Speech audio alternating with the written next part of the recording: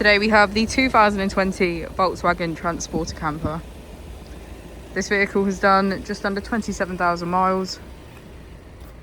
It has a manual transmission and a diesel fuel type. As we step inside, we can get a good view of our kitchen area, which is complete with our sink, cooker and fridge just below.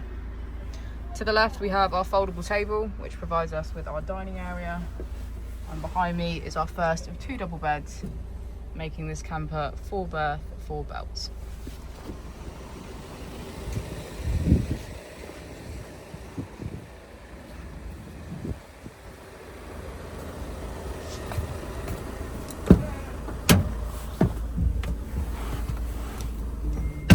To the left of our steering wheel, we have cruise control as a feature, as well as assist.